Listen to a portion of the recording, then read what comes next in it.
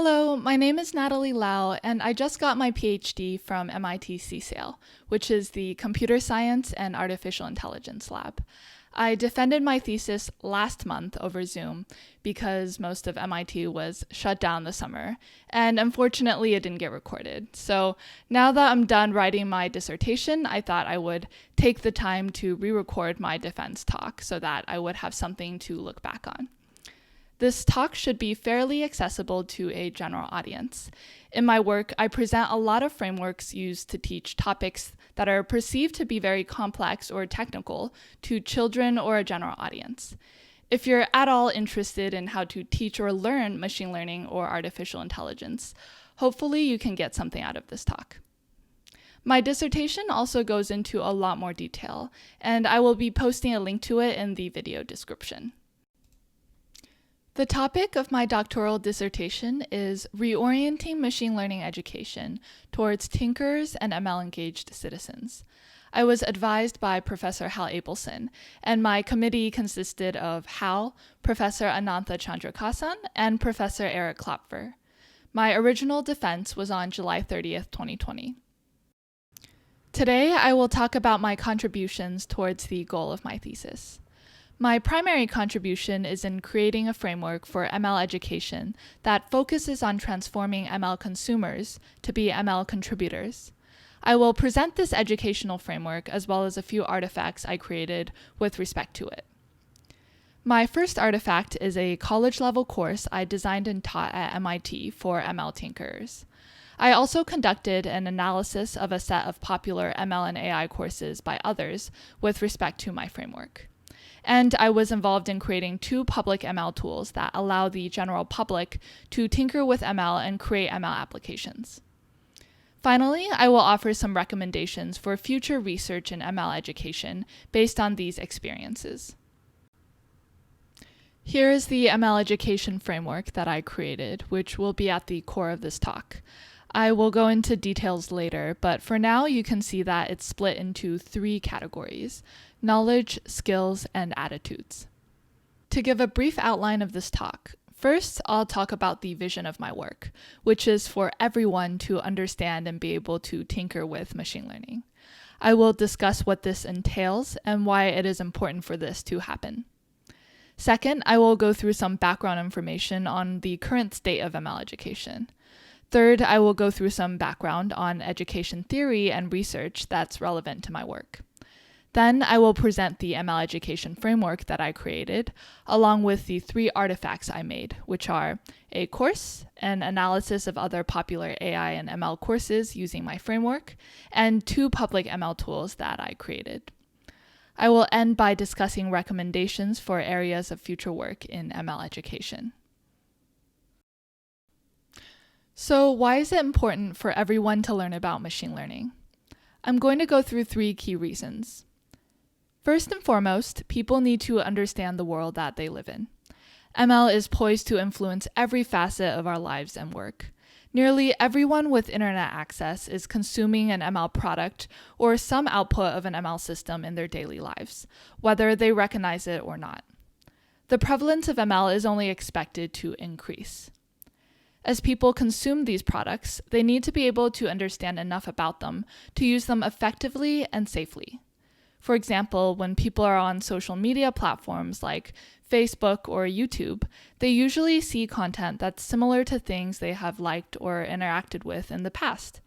While this can be useful, it can also cause people to be enclosed in filter bubbles or echo chambers. And it's easy for people to never interact with different ideas or develop a distorted perception of reality. Consumers also need to be able to identify and critically interpret ML outputs to navigate the world.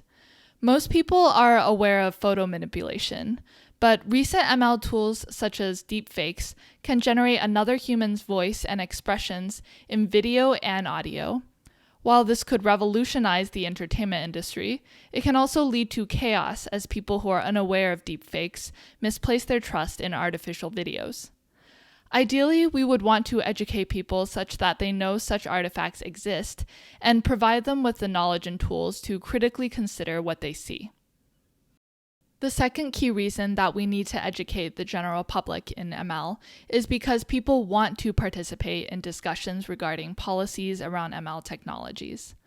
People can't give thoughtful opinions unless they know something about the technology and have some way of critically thinking about these factors in relation to creating a future society that they would be happy to live in. Governments have been applying ML technologies to a lot of slow operations, such as the US court system, and people want to have a say in what kinds of algorithms are used, how they are used for governance, and what the processes for auditing or improving on them are.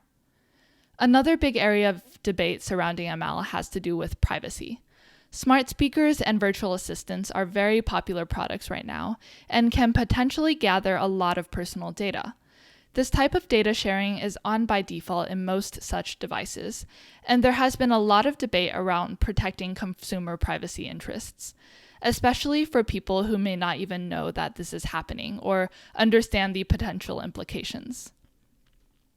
Regulations and legal precedents around ML technologies are just starting to be formed, so right now is a great time for people to contribute and make their voices heard in policymaking. Finally, it's highly likely that the future of work will be in a world that's tightly integrated with AI and ML. We will need more people who are trained to work with ML, for example, judges who need to interpret outputs from ML algorithms, and we need more people who are able to develop and build these types of systems. Providing widely accessible general ML education will help this societal job transition process along. As ML products and services become more ingrained in everyone's daily lives, people need to be able to understand how they work, to use them effectively and safely, and in order to participate in discussions around policies and regulations. This leads us to want to educate general audiences such that they have the knowledge necessary to be critical consumers and ML-engaged citizens. There will also be a big societal push towards training more and more people who can build ML systems and work with ML. This motivates teaching general audiences the basics of creating and tinkering with ML systems. So what is the current state of ML education? I'm going to be splitting this into 3 categories. Education for technical audiences such as engineers and researchers, general adult audiences who are starting to interact with ML at work or in their daily lives, and K-12 audiences. I'll start with the technical courses, which are the most readily available and well-established. Over the past few decades, most ML courses have been targeted towards highly technical college and professional students. They generally start by teaching the mathematics of ML during lectures, and then ask students to apply the theories they learn to writing proofs or code. Full semester undergraduate or graduate courses on ML are available to enrolled students at many educational institutions, and many of those courses are even very easily accessible for free online. There are also shorter technical courses offered by companies aimed at software engineers who are focused on practical implementation. Again, these courses are typically intended for technical students with an existing background in programming and attempt to provide a significant level of technical depth, as well as a wide range of ML topics. Of course, such courses often have high barriers to entry. Some companies and organizations are also starting to offer courses for adult audiences. A lot of these courses target people who are working with or around ML technologies. For example, product managers, UI/UX designers, or business strategists. There are also other courses being developed that target a general adult audience with the purpose of helping people understand how AI will affect their lives in the future. These courses are typically much shorter than technical courses and don't go into as much depth. There are also very few of these courses out there, and most of them came out within the past 2 to 3 years. So the standards for what content should be taught and how it should be taught are not very well established. The third area of ML and AI education is in the K-12 community. As everyone looks to the future of work, there's been a push to get ML and AI curricula into primary and secondary schools. In the United States, the AI for K-12 initiative is currently working on creating a set of national guidelines for AI education, a list of what students should know and do relating to AI per grade band, and a collection of resources for teaching. From MIT, Professor Hal Abelson, Professor Cynthia Brazil, and Irene Lee are all part of the working group for this initiative. They've released a framework for the 5 big ideas of AI, which are perception, representation and reasoning, learning, natural interaction, and social impact in the middle. In terms of resources, a lot have popped up in the last 2 to 3 years. There are block-based programming and data-oriented tools that abstract away the model architecture and tuning steps. These are usually taught in smaller one-shot activities and workshops. Some full courses for K-12 audiences are also starting to be created. For example, the Technovation AI Families Challenge. These courses are not usually meant to be integrated within formal schooling, but are more for extracurricular or at-home education. Technovation in particular aims to teach kids a wide range of AI through using a collection of the blocks-based and exploratory tools, like the ones shown here. In summary, technical courses are very well established and are widely accessible, but have a high barrier of entry to really understanding the material and being able to complete the course. General adult education and K-12 are not as well established and have only begun to take shape over the past 2 to 3 years. But these 2 categories are the type of educational initiatives we really need for our original goal of transforming ML consumers to be ML contributors. Before diving into my framework, I'm going to talk about the theoretical considerations from education that influenced my work. The gist of this section is that the best way to teach students is to empower them to create personally meaningful and useful ML artifacts. Today, I'm specifically going to focus on 3 main educational theories: self-efficacy, constructionism, and computational action. Self-efficacy is a theory from educational psychology proposed by Albert Bandura, and it is one of the top theories in education. There's been over 40 years of research showing strong links between self-efficacy and task-specific success compared to other measurements. The core of self-efficacy is an individual's belief in their ability to execute behaviors to produce a favorable outcome for a specific task. Self-efficacy has 4 components. The first and the most important one is an active mastery, which refers to successful hands-on experiences working on the task at hand. The second is vicarious experiences, which in this case may refer to seeing and hearing about people of similar backgrounds succeeding at ML. Next is persuasion and support, which means receiving encouragement from respected friends and advisors. Last is physiological experiences. We want students to associate positive emotions with ML learning experiences and not stuff like stress or anxiety. These all combine to help students develop personal self-efficacy, which leads to task-specific behavior and performance outcomes. For example, being able to create ML artifacts, critically analyze ML products, or engage in community discussions about ML. The second educational theory I'll talk about is constructionism, which is basically, as Seymour Papert stated, children learn best when they are actively engaged in constructing something that has personal meaning to them. In line with constructionism, we have computational action, which talks about how using authentic real-world applications when teaching computing makes the topic more inclusive, motivating, and empowering. One of the key dimensions of computational action is making sure that students develop computational identity. For ML, we want students to identify as someone who is able to design and create personally meaningful ML applications. We also want them to feel that they are members of a larger community of ML creators. This connects personal learning to community spheres and encourages self-directed learning after a course is over. These theories are super relevant to my work since we are trying to engage a wider audience in machine learning. We want more people to understand how ML products work so that they can use them effectively and safely. And we want to empower people to participate in discussions around policies and regulations. Now I'm going to get into the details of the machine learning education framework that I created. The framework is organized into 3 main sections: what concepts students need to know about ML, what they need to be able to do, and what attitudes we want them to develop towards ML. Again, this was inspired by educational theories of self-efficacy, constructionism, and computational action.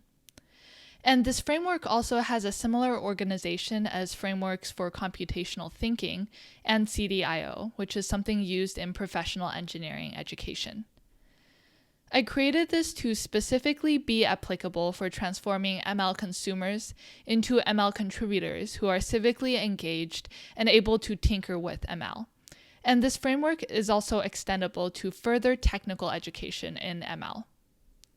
Here's the framework again. There are 4 knowledge items, 6 skills, and 4 attitudinal items. K1, the first knowledge item, is general ML knowledge.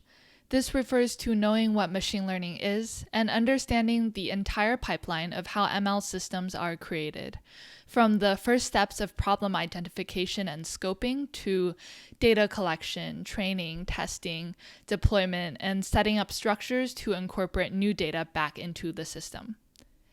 K2 is knowledge of ML methods. This is being able to accurately discern when to use a range of ML methods across the field. For example, k-nearest neighbors, carts or decision trees, neural networks, or ensemble methods. And also understanding how these methods work. K3 is bias in ML systems. The core idea behind this item is that just because ML algorithms are automated or math-based does not automatically make them neutral or fair. It's entirely possible for ML systems to create as biased outcomes as human decision makers or even amplify bias. At deeper levels, students should know how to start mitigating these problems during their ML design process. K4 is societal implications of ML. Students should know that ML systems can have widespread positive and negative impact when implemented in the real world. They should also recognize that creators of ML technologies need to consider ethical, cultural, and societal implications of their work. These 4 knowledge items encompass both technical concepts and ethical, cultural, and societal considerations relating to ML. Under the skills bucket, S1 through S3 cover the processes of being able to work on ML. S1 is problem scoping, which concerns being able to determine which problems can be solved using ML and which problems should be solved using ML. S2 is being able to plan out how to do an ML project. And then S3 is finally being able to create ML artifacts with appropriate tools. S4 is analysis of ML design intentions and results. While S3 is the skill of creating technical ML artifacts, S4 is creating analytical ML artifacts. Students need to be able to extract both implicit and explicit design intentions of an ML system and be able to critically analyze those initial intentions in relation to how the deployed systems can and should be used. For example, considering what are the affordances of a system or accuracy targets of predictive classes in relation to any socio-political intentions or financial incentives. S5 is ML advocacy, and this refers to students' abilities to critically engage with their communities regarding machine learning policies, products, and education. S6 is independent out-of-class learning.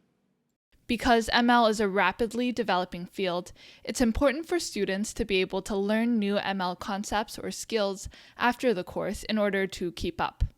It's very difficult to measure and keep tabs on whether or not students do this after a course is over, but during the course, it's entirely possible to build in activities that encourage students to start on this path. This can be anything from following the news or blogs about ML to experimenting with new ML products or methods. Those were the 6 skills. They encompass critically thinking about ML, creating technical ML applications, and engaging with ML in the real world. Under the attitude category, the first item, A1, is interest. We want students to feel that ML is important to their lives so that they become highly motivated to engage more with the subject. A2 is identity and community. If you recall from education theory, it's important for students to feel that they belong to a larger ML learning community where they can receive help from and give back to. During an educational intervention, the students can be encouraged to practice participating in small learning communities of their peers or even larger communities that may be online.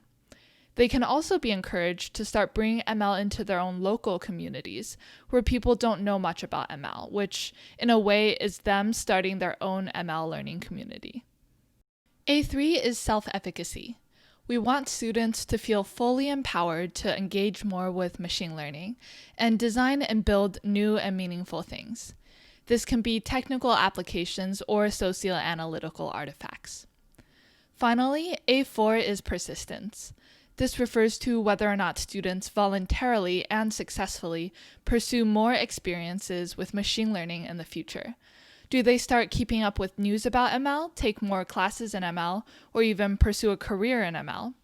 This item can be very hard and very resource intensive to measure since it involves keeping track of a lot of people over time. That's it for the 14 items of my machine learning education framework for transforming ML consumers to be ML contributors. Here, I've also starred 3 knowledge items and 3 skills that are minimally necessary for courses for ML-engaged citizens. These are K1, General ML Knowledge, K3, Bias in ML Systems, K4, Societal Implications of ML, S1, ML Problem Scoping, S4, Analysis of ML Design Intentions and Results, and S5, ML Advocacy. In many classrooms across the world, there may not be enough resources to run hands-on activities like technical artifact creation. In these cases, the 6 starred items are still possible to cover, such that students become able to petition their government to address societal issues relating to ML, or make decisions about what ML technologies to use and how to use them in their personal lives. All right, so as you may have noticed when I talked through the 14 items of my framework, the elements are quite interconnected. I'm not going to go through all of the connections, but I will highlight a few that are particularly interesting. As we consider how the future of work is expected to be closely tied to advances in machine learning, a lot of people and organizations are interested in developing persistence in ML. Research into persistence in education shows that there are 3 key components. First, whether or not the student believes in their ability to succeed. This comes from A3, self-efficacy, in my framework. Second, whether or not the student feels a sense of belonging in the ML community, which comes from A2, identity and community. And third, what the student perceives the value of the material to be. This third item is closely linked to K4, societal implications of ML. Now, as an application of the framework, I designed and taught a course for ML tinkerers called Deep Learning Practicum. I'm going to talk about the course design and some results from our research. Deep Learning Practicum was a course we taught at MIT for 2 semesters, spring of 2018 and fall of 2018. The goal of the course was to help students develop self-efficacy in machine learning, specifically focusing on deep learning techniques. We wanted students to be able to apply ML to interesting and suitable problems of their own choosing. The target audience of this course was any MIT student from any grade level or major. It was okay for them to have minimal or no ML or programming experience. The course was 12 units, which is standard for a full semester course at MIT, and it was designed as a small-scale lab-based experimental course. The first semester was a pilot. In this talk, I'm only going to discuss the second offering of this course. Here's a quick overview of designing the research study around the course. Since the purpose of Deep Learning Practicum was to empower students to create with ML, the most important measurement we wanted to take was self-efficacy. No ML-specific validated instruments existed at the time, so we created a survey instrument that was designed around the modified attitudes towards science inventory and the children's science curiosity scale. These two references have been reliability validated across gender, ethnicity, and income levels. We also conducted qualitative assessments of student capstone projects after the course. In designing the course, we applied the ML education framework through experiential learning exercises and the use, modify, create progression. With regard to methods, we focused on teaching students transfer learning instead of having students architect their own models from scratch. This allowed students to quickly create powerful ML applications. And during the process of iterating through 2 semesters of Deep Learning Practicum, our experiences and results really gave more insight into the ML education framework and helped improve it. Going back to the course design, experiential learning is the theory of learning through reflection on doing. And it says knowledge is most efficiently constructed through going through lots of cycles of direct manipulation followed by reflection. In our course, we used a lot of new public ML tools that don't require text-based programming to speed up iterations through this cycle. In each technical unit of the course, we started off with these types of tools since they're particularly suitable for students who may not have much coding experience. Of course, one of the main goals of Deep Learning Practicum was to help students apply ML to personally meaningful projects. In order to comfortably get to this stage, we used the use, modify, create progression. How this worked was, first, students use ready-made ML models to develop high-level intuitions about these methods. Then students start to manipulate the models directly, either through a graphical public ML tool or through code. This helps them gain a better understanding of how different architectures, hyperparameters, and data affect results for various types of problems. Finally, students scope out a novel problem suitable for ML and create an ML application of their own. To explain how we implemented these ideas in our course design, I'm going to go through a module from the course. Specifically, the module on convolutional neural networks, which are shortened to CNNs. First, students got a short technical lecture. Then, this was an activity students did during the initial use phase.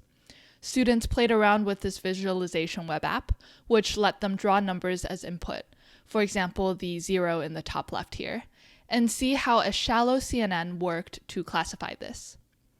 The web app really let students unpack each layer of the neural network. They could also click and hover over each cell to see details. In lieu of digging deeply into the math behind CNNs, students discussed questions such as, how would you choose filter sizes for your model? And they would refer to stuff like the stroke size from their drawing experiments.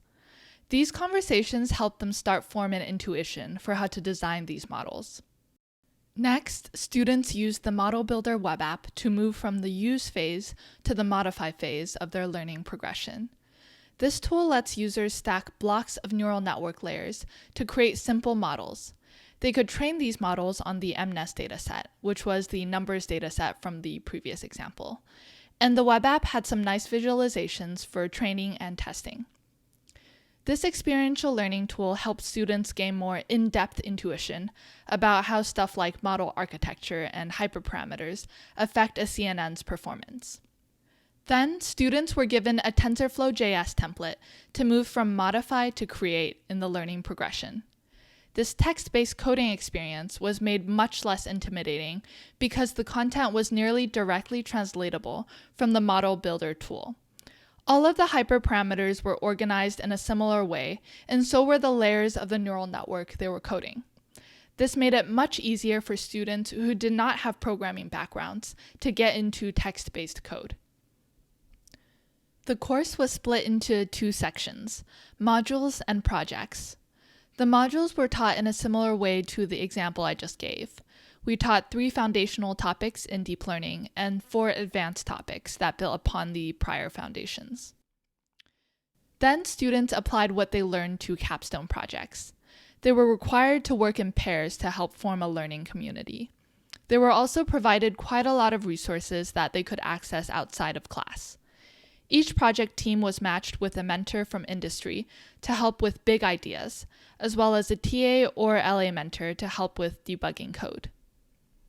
The final product included an ML application demo and a presentation that students gave to people from industry and around MIT. They also had to submit an instructional blog post, which is a popular mode of communication within the ML community. We hoped this would be a way for them to engage with that larger learning community.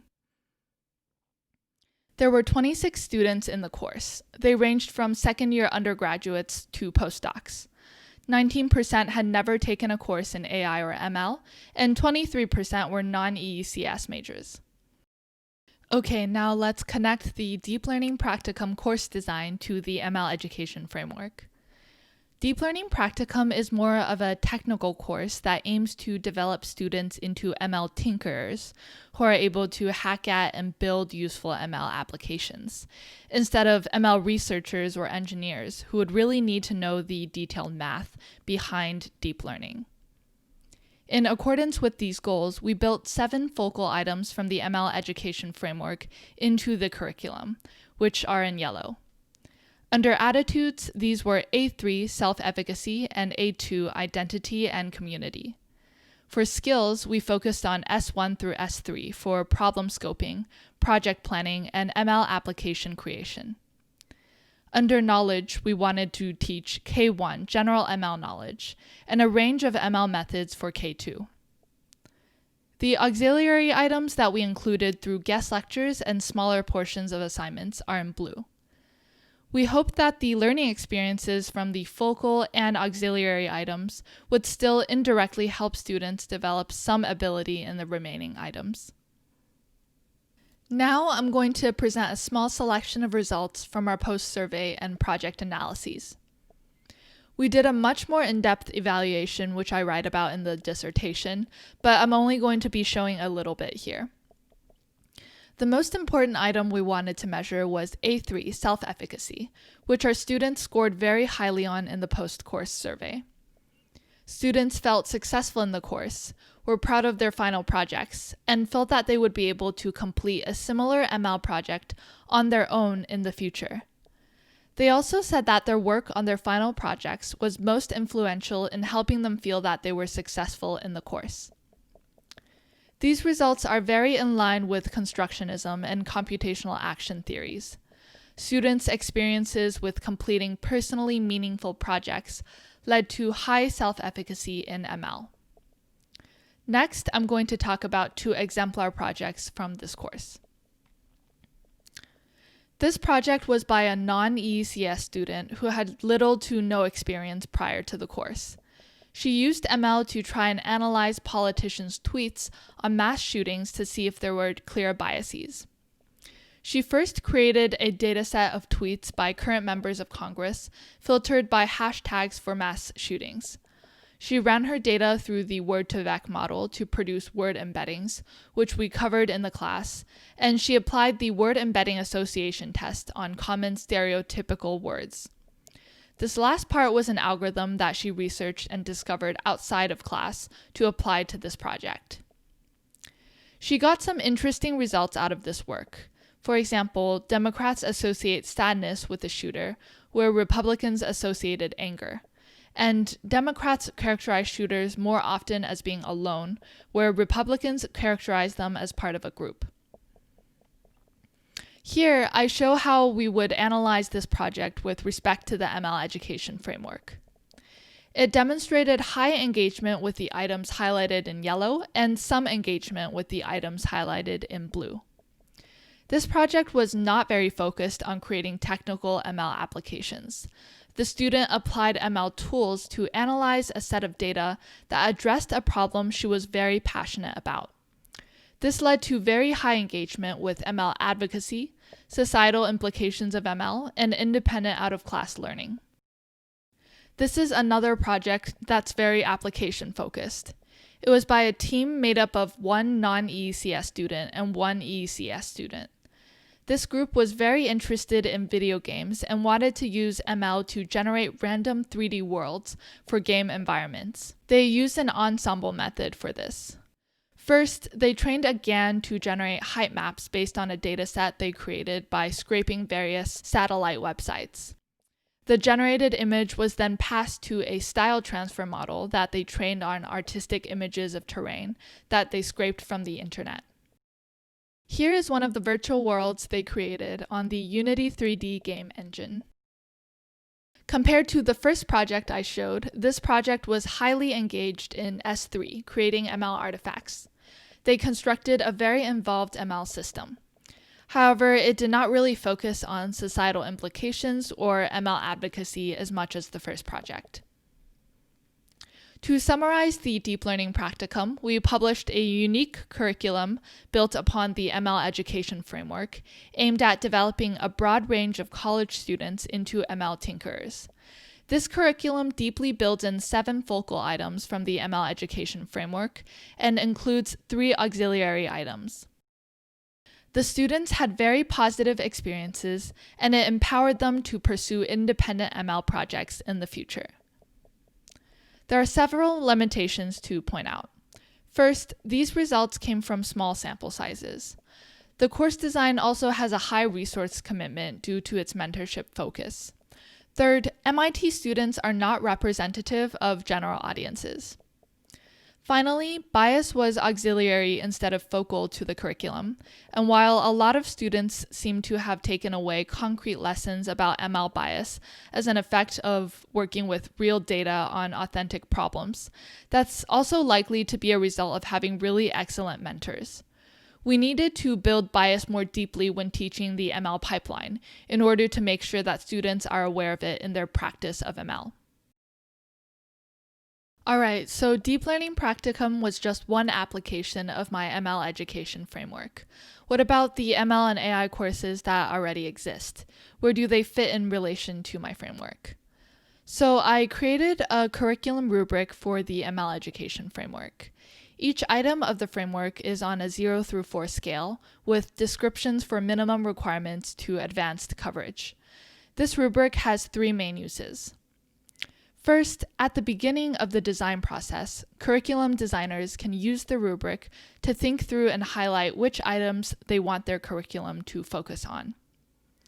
Second, educators can use it to evaluate how well an existing curriculum covers elements of the framework during the evaluation and redesign process. Third, educators can also use ratings of courses with this rubric to help them choose which curricula they want to teach or pick workshops that may supplement pieces of the framework. I'm not going to go through every item in this rubric, but here's an example of what one row looks like. For K1, General ML Knowledge, the highest level, which is a 4, would be, graduates of this course can give a precise definition of machine learning. For example, a model that can complete a specific task after being trained by humans to find patterns from large amounts of data. And these students can provide a detailed description of the steps of the machine learning pipeline with technical and socio-ethical considerations for each step.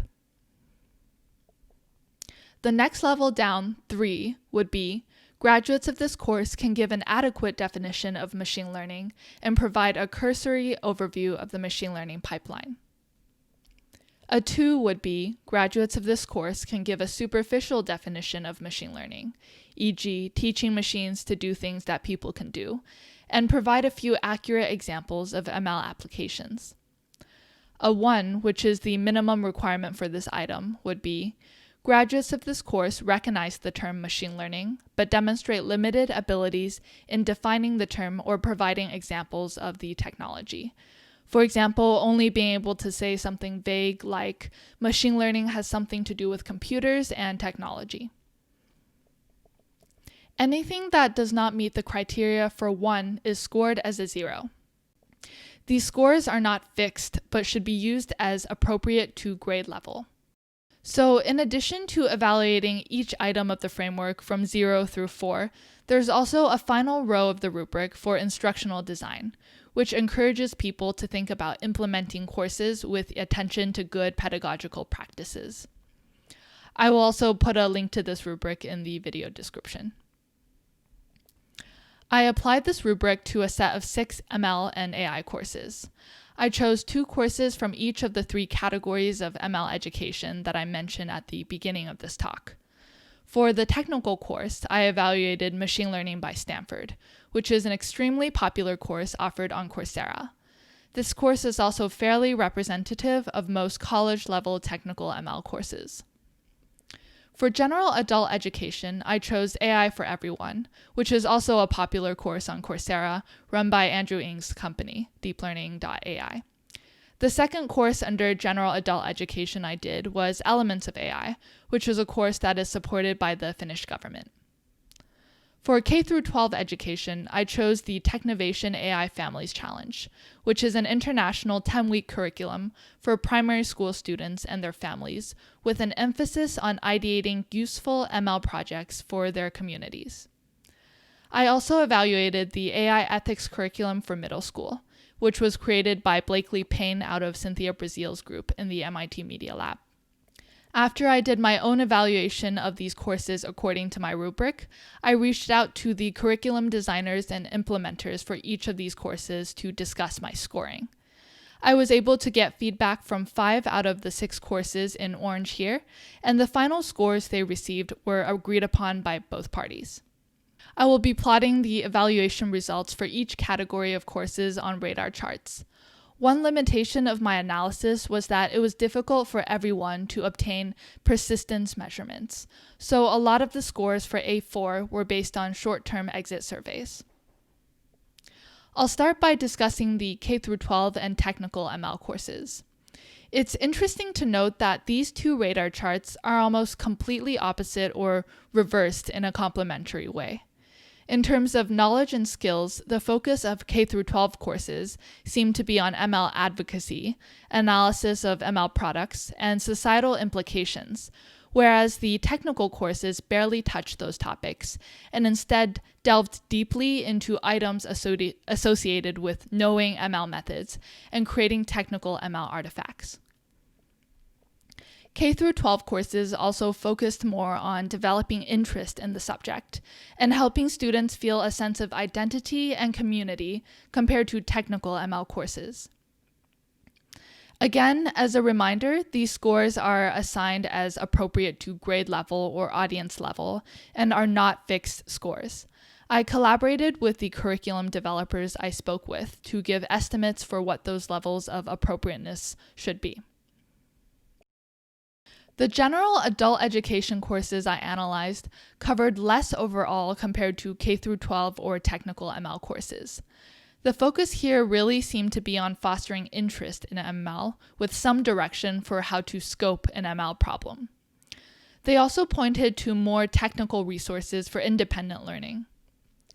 There were minimal hands-on experiential learning activities with ML tools, where students got to create ML artifacts, and there were also seemed to be minimal attempts to develop identity and community.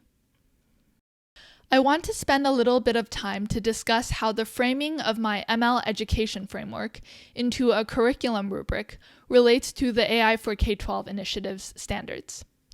Calling back to what we talked about at the beginning of the hour, AI for K-12 is the group in the US that's trying to set nationwide educational standards for AI. Their work is based upon 5 big ideas, one of which is machine learning. They list out what students from each grade band should be able to do in relation to this topic, and there are 2 to 3 items for each of their 4 grade bands. While my framework can be thought of on a 0 through 4 scale for each item, the AI for K-12 guidelines are organized as specific activities that serve as benchmarks. The motivations behind the AI for K-12 standards in my framework are also a bit different. They are trying to write essential items that every student should know and be able to do across all of the classrooms in the US, where there are huge disparities in what resources are available, while my framework is trying to address the larger general process of transforming ML consumers to ML-engaged citizens, to thinkers, and eventually to researchers or engineers. However, a lot of the items in their 5 Big Ideas guidelines relate very nicely to the items in my framework. For the ML-specific list, their 9 bullet points directly relate to 4 items from my framework, and a few other items are covered by their other 4 big ideas. I think this is a great area to work on in the future. It seems entirely possible to pivot my framework rubric to work with these standards. This will probably require working closely with educators to clarify more detailed expectations per grade band, or identifying resources and tools that pair well with each grade band or different education levels. The last piece of work that I'll talk about today relates to the tools that are used to teach ML concepts. I refer to these tools as public ML tools. I'm going to spend a little less time on this section since the focus of my thesis is more on the education frameworks. The highest utility and highest difficulty tools for machine learning are text-based ML libraries, such as PyTorch or TensorFlow. These types of tools are used by researchers, engineers, or in technical ML courses. Many public ML tools for youth or general audiences have sprung up in the last 2 to 3 years. There are lots of very popular graphical tools, such as Teachable Machine or Model Builder, which help people explore machine learning concepts. There are also web apps that allow people to play around with ML, such as through Style Transfer or GAN Paint. And there are also blocks-based programming tools that teach machine learning within the context of programming concepts. For example, eCraft to Learn or Cognimates. I co-created 2 public ML tools that support youth engagement in building personalized mobile ML applications. The first tool is called PIC, or Personal Image Classifier, and the second tool is called PAC, or Personal Audio Classifier. Similar to Teachable Machine and other ML exploration tools, PIC and PAC allow users to create their own datasets of either images or audio clips and train a machine learning model to classify them by labels. It extends these applications, however, through a connection with MIT App Inventor, which is a blocks-based programming language for creating mobile apps. App Inventor is widely used by millions of people across the world to easily build a wide range of highly customizable mobile applications. Its audience includes children as young as middle school to adults across 195 countries. We have created ML app tutorials for both PIC and PAC that have been used by schools across the world. They're shown here. These tutorials can be found on the App Inventor website and are also referenced by other AI for K-12 initiatives. We have also conducted usability studies for both PIC and PAC with high school students at Boston Latin Academy. For both PIC and PAC, there are 2 parts to the process. First, students use a web tool for model training, testing, and analysis. The models are trained by transfer learning on MobileNet and SqueezeNet, which are 2 high-performance convolutional neural networks. These models are particularly suitable for running on mobile phones. Once the user is satisfied with their model, they are able to download it. Then they upload their model into one of their projects on MIT App Inventor, where they can code the model into a mobile application through the PIC or PAC component, and then deploy their app on their own phone or tablet. Next, I'll give a detailed run-through of one of these tools. The PAC web tool is for audio classification and can be accessed via c1.appinventor.mit.edu. When a user first accesses the website, it looks fairly empty since there are no labels or input data. The user can't do anything here except click the plus button to add a few labels. When labels are added, they show up on the right side of the screen. I'm only showing 2 labels here as an example, but you can add more if you wish. Currently, we haven't inputted any data for this classifier, so there are 0 examples. But we can now click the Record button on the left to start adding audio samples for our 2 classes. When the record button is clicked, a 1-second audio clip is recorded, with a bar at the bottom showing how much of the recording time has passed. The audio is recorded as a WAV file and then converted to a spectrogram, which is a 2D image representation of audio data. The X and Y axes of the image reflect the time and frequency domains, and the color reflects amplitude. The front end of the Pack web tool is built in React, with some components written in JavaScript. The backend is written using the Python Flask API. It receives the WAV audio file after recording and converts it into a spectrogram image. Once the user is finished recording audio samples for their labels, they can click the Train button in the top right corner. This calls up a pop-up that allows the user to customize some hyperparameters for training. Once the user finishes reviewing these numbers, they can press the Train Model button in the bottom right. This will train a transfer learning model based on MobileNet. Training usually only takes a couple of seconds. During this time, a progress bar shows the loss as it decreases. Once the model is finished training, the web app will open up the testing functionality, which is very similar to the data input part. When new audio samples are inputted for testing, the spectrogram of the sample is shown as well. The probabilities for each of the labels are shown when you hover over them. The user can go back to the data input and model tuning steps to repeat these processes until they are satisfied with the model, at which point they can click the Export button to download it. The user can then upload their model onto an MIT App Inventor project. The designer interface for MIT App Inventor is shown here. All the user has to do is add the personal audio classifier extension component to their project and upload the model they just exported into the model property for that component. This is the blocks programming view for MIT App Inventor, where users can code the logic behind their components. We purposely created very simple blocks to use for the Pack component. When the Pack component finishes computing a classification for a specific input, it returns the result as a list of each label with the associated probability. Users can build this component into whatever apps they wish. For our usability study that we ran with high schoolers, we had them make a diary app that would only unlock for their voice and not their friends. Through Pick and Pack, users can download the models they trained and use them within mobile applications that they build themselves. This should help create very strong links to self-efficacy, since it allows students to actually use ML in tools that are directly applicable in their daily lives.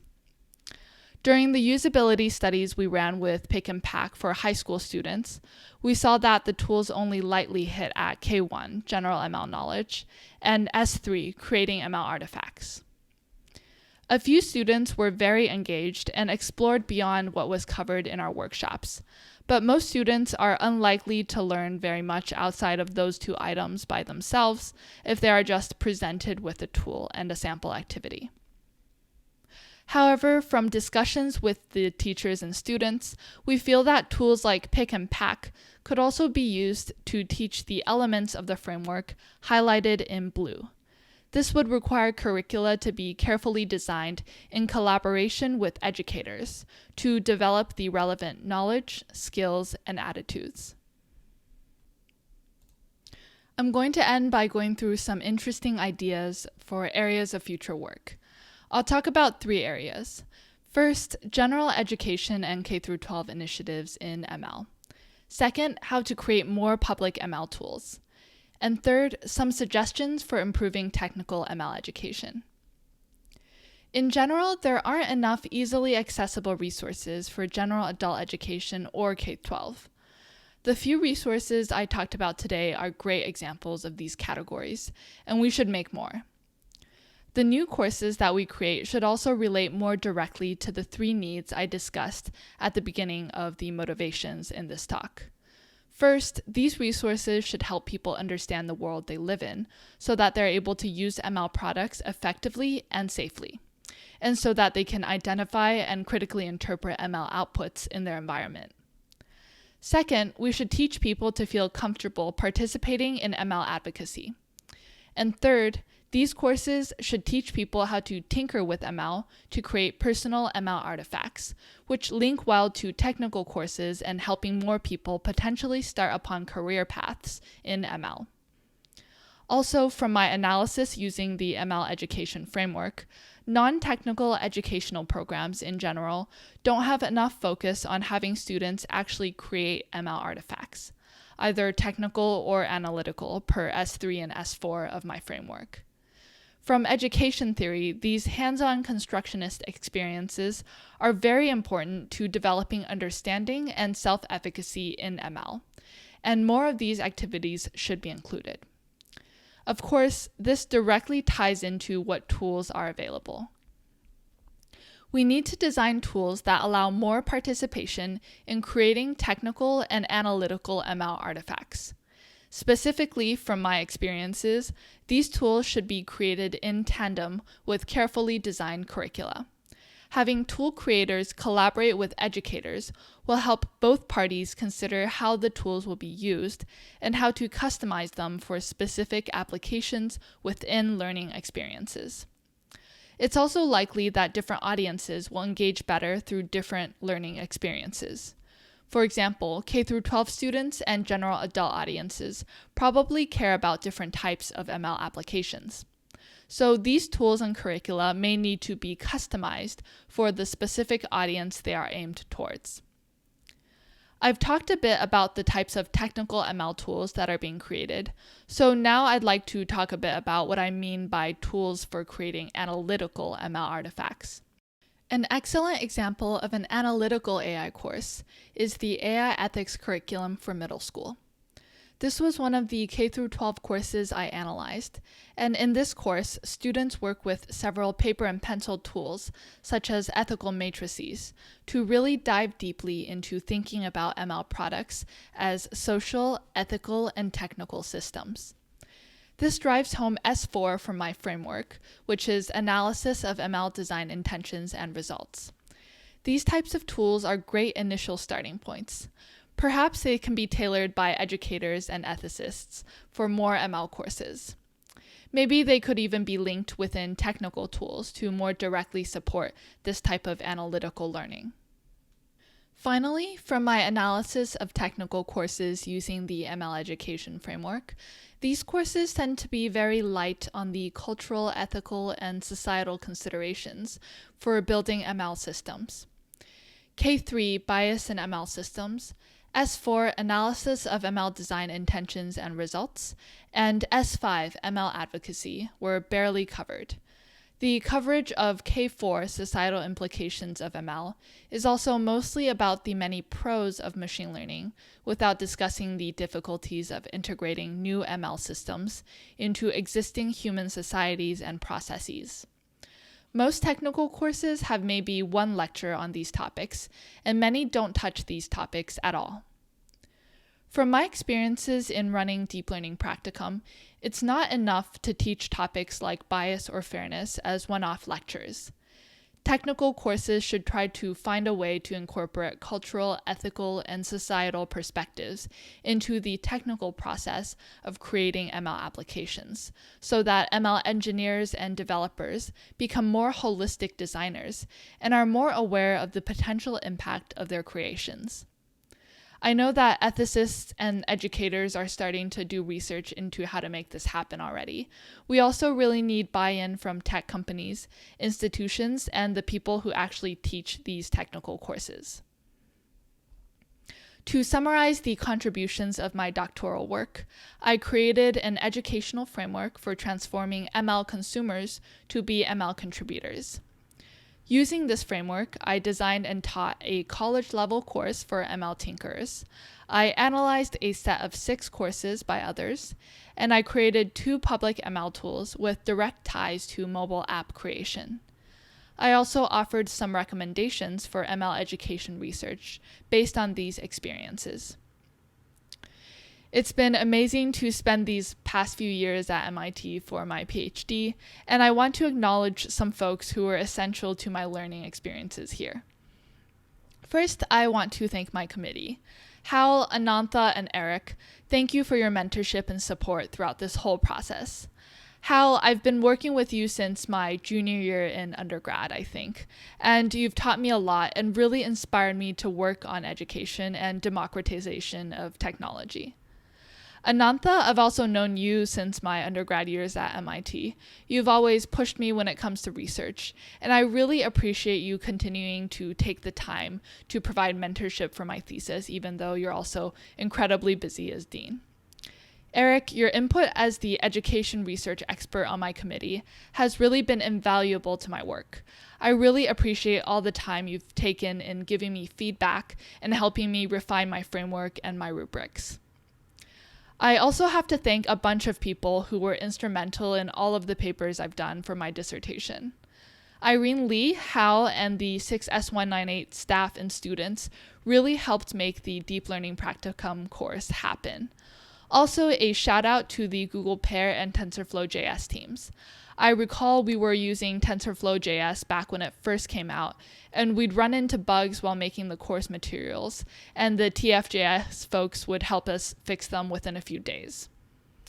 Also, a big thanks to staff and students from the MIT App Inventor team for making Pick and Pack and the workshops we did happen.